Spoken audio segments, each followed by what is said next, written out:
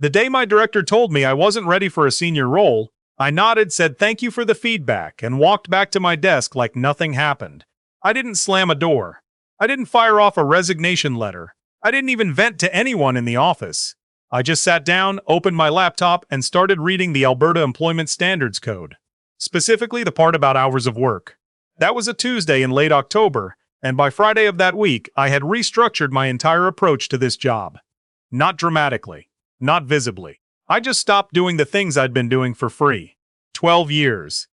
That's how long I'd been with Pinnacle Infrastructure Services, a mid-sized engineering firm out of Calgary that handled municipal contracts across Western Canada. Water treatment upgrades, road rehabilitation, that kind of work. When I started, the company had maybe 40 employees and one real project management software that nobody used properly. I came in as a systems coordinator and spent the better part of a decade building out the entire operational backbone. The document control system, the field reporting protocols, the subcontractor tracking database that saved us from 2 lawsuits I know of and probably a few I don't. I was good at it. Not in the way you brag about at a Christmas party. In the way where your name gets mentioned quietly when something goes sideways and needs to get fixed before the client notices. My director had been with the company 8 years, and for most of that time we had a decent working relationship. He understood what I did, even if he couldn't do it himself. Then the company was acquired by a larger firm out of Toronto, and everything changed. The new regional VP flew out to Calgary in September. Nice suit. PowerPoint deck with the word synergy in it 4 times. He spent 3 days meeting with senior staff and reorganizing reporting structures. By the end of his visit, 2 things had happened. My director had been given expanded responsibility over 3 new provincial accounts, and a new associate director position had been created, one that, on paper, described my job almost exactly. I applied. Of course I applied. The interview went well, or at least I thought it did. I'd been doing the work for years. I knew every answer before they finished questioning. 2 weeks later, my director called me into his office and told me they'd decided to go in a different direction. The role was going to someone from the Toronto office, someone named, and I remember this clearly, someone who'd been with the parent company for 18 months. You're incredibly valuable here, my director said, but we feel you're still developing some of the leadership competencies we need at that level. I kept my face very still. That's something you learn when you've spent enough years on work sites, around heavy equipment, around people who are testing whether you'll flinch. You learn to keep your face still. I appreciate the feedback, I said. We'd really like to invest in your growth here. There are some leadership development programs. I appreciate that, I said. Can I ask who the successful candidate is? He told me. I said congratulations genuinely because none of this was that person's fault. Then I went back to my desk. That evening I drove home along Deerfoot Trail in the kind of flat gray November light that makes Calgary look like it's being erased. My wife was in the kitchen when I got in, and she took one look at my face and said, "Tell me." So I told her. She didn't say "I told you so," even though she'd been telling me for 2 years that I was carrying this company on my back without a contract that reflected it. She just handed me a cup of tea and said, "So what are you going to do?" I thought about it for a long time that night. I wasn't going to quit. Not yet. We had a mortgage. My daughter was in her 2nd year at Mount Royal. Quitting on principle is something people do in movies. In real life, you have a line of credit and a variable rate. But I was also done. Done being the person whose name everyone used when they needed something fixed, and whose name got skipped when there was something worth having. So I made a decision that felt, at the time, very small. I decided to do exactly my job. Nothing more. Nothing less. Every task within my official job description completed thoroughly and professionally. Every task outside it, the favors, the after-hours calls, the informal consulting I did for half the project managers in the building, those were done. I wasn't going to sabotage anything. I wasn't going to be difficult. I was simply going to follow the employment standards I'd been ignoring for 12 years. The first week, almost nothing happened. The new associate director, I'll call him the new guy because that's genuinely how I thought of him, arrived from Toronto on a Monday. He was pleasant enough. Smart, actually, in the way that people with good presentation skills often appear smart before you need them to actually know something. He sat in on meetings, asked good questions, nodded at the right times. He stopped by my desk on Wednesday and introduced himself properly. We talked for maybe 15 minutes. He asked me how the document control system worked. I gave him the overview I would give anyone. Log in here, file naming convention is here, approvals route through here. Is there a manual, he asked? I thought about that for a second. There are the system guides I put together for onboarding, I said. I can send you the link. I sent him the link. Those guides covered about 40% of what I actually knew. They were accurate, but they were the public-facing version, the part I documented for new hires. The other 60% lived in my head, accumulated across a decade of edge cases, vendor negotiations, workaround solutions, and institutional memory that nobody had ever asked me to write down. Nobody had asked because they'd always just asked me. By the second week, I noticed the first cracks. One of the project managers, a guy I'd worked with for 7 years, someone I genuinely liked, knocked on my cubicle wall on a Thursday afternoon. "Hey," he said, "do you have a second? The Lethbridge County report, the field data isn't populating right in the summary module." Under the old arrangement, I would have stood up, walked over to his workstation, spent 20 minutes diagnosing the issue, fixed it, and explained why it happened. Total time. Maybe half an hour of my time, 0 of his. Under the new arrangement, I said, that sounds like a system issue. You'll want to log a ticket with IT support. They have a 4-hour response window during business hours. He stared at me, not unkindly, more like he was recalibrating. The Lethbridge submission deadline is tomorrow morning, he said. Then I'd log the ticket now, I said. That gives them the full window. He stood there a moment longer, then nodded slowly and went back to his desk. I felt bad about that one. I want to be honest about that. He wasn't the one who'd made the decision about my promotion. He was just a guy trying to get a report out. But I'd been absorbing the consequences of a broken system for 12 years, and I couldn't keep doing it while the system kept pretending everything was fine because nothing ever visibly broke. The IT ticket took 6 hours. The report went out late. The project manager sent a follow-up email to my director flagging the delay. That was the first domino. Over the next 3 weeks, I watched the shape of things shift in ways that I don't think anyone else fully understood yet. The informal network I'd maintained, the quick answers, the shortcut solutions, the just ask whoever institutional knowledge, that network had been invisible precisely because it worked so smoothly. When I stopped maintaining it, the gaps didn't look like gaps at first. They looked like isolated incident. The new guy was trying. I want to give him that. He was putting in the hours and asking reasonable questions. But the questions were going to my director now, and my director was answering them with information that was about 60% accurate, because that was roughly how much of the system my director actually understood. My director thought he understood more than that. That was the problem. The third week I came in at 8:30, which was my actual start time. I had been coming in at 7:15 for years. Just habit, just the culture. Nobody told me to do it. Nobody paid me for it. I stopped. I left at 4:30. Contractually, I was done at 4:30. My phone stopped getting work calls after hours because I stopped answering them. I sent a brief email to my director in my third week, noting that I wanted to clarify my availability.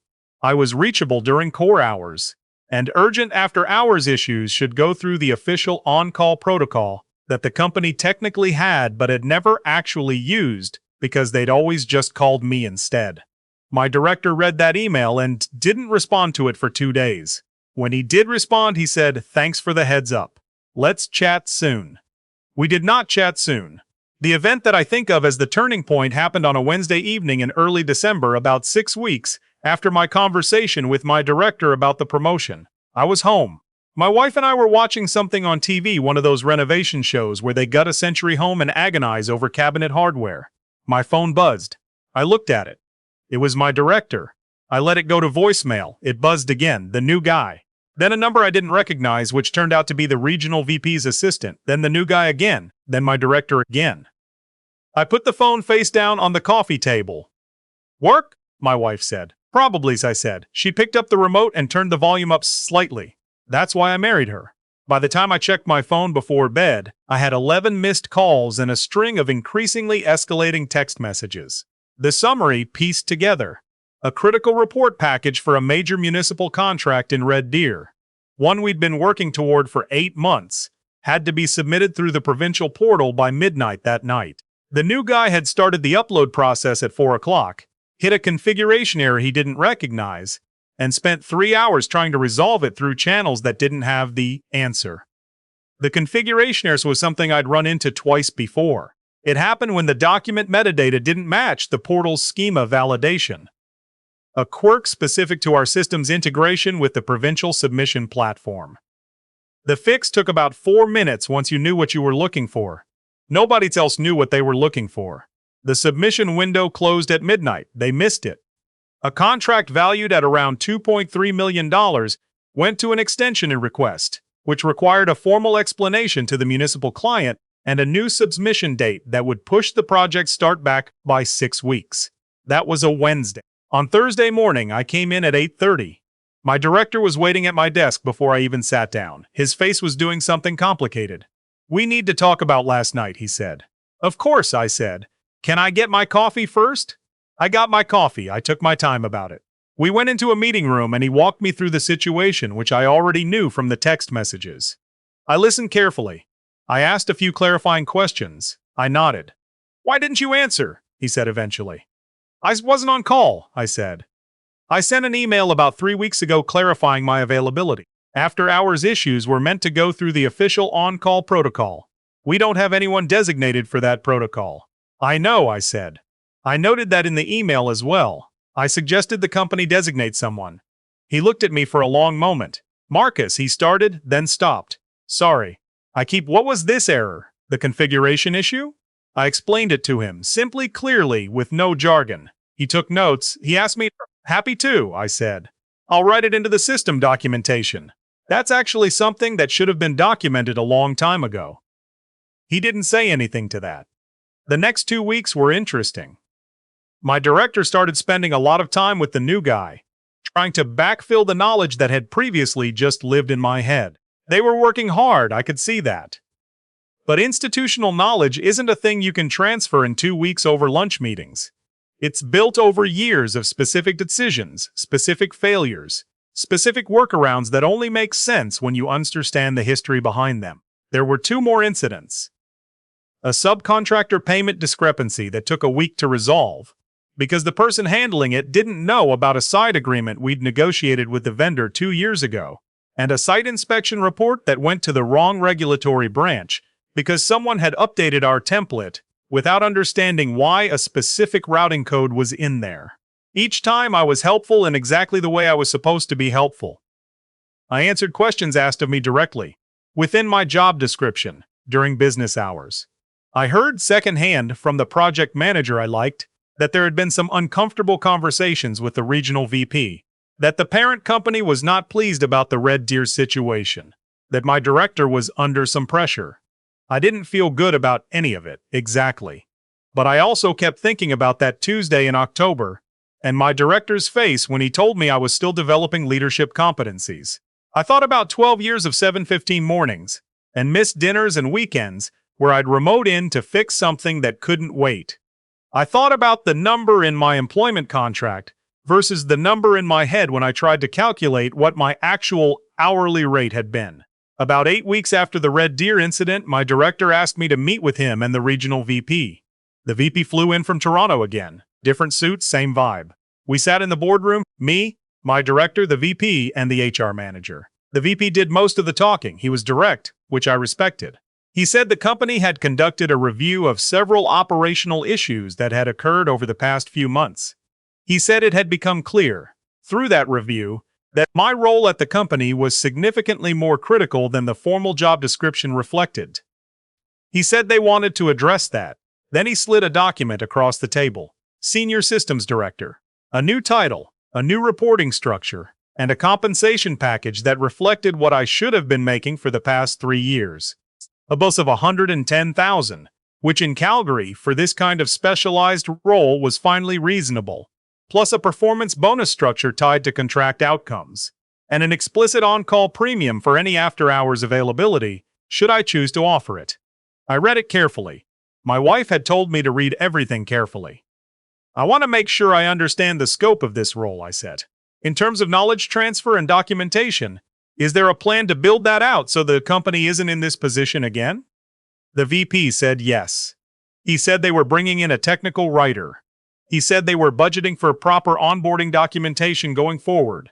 And the on-call availability, I said. That's optional on my part? Premium compensated and entirely voluntary, he said. I said I'd take the weekend to review it with my family. He said that was completely reasonable. I took the weekend. My wife and I sat at the kitchen table Saturday morning with the document, 2 cups of coffee, and a calculator. She asked me whether I trusted them. I said I thought this particular VP was a straight shooter. Whatever I thought about the process that got us here. She said that was good enough for her if it was good enough for me. As I signed it Monday morning, the new guy and I ended up working together for another 1.5 years before he moved into a business development role that suited him better, honestly. He was good with clients. He was good at the relationship side of things. He was not good at configuration schemas, and he knew it, and to his credit he stopped pretending otherwise once the pressure was off.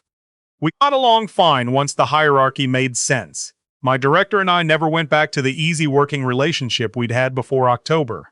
I don't think either of us expected to. There's a version of that story where I'm the difficult one, where I created problems by refusing to be available, and I understand why someone might tell it that way.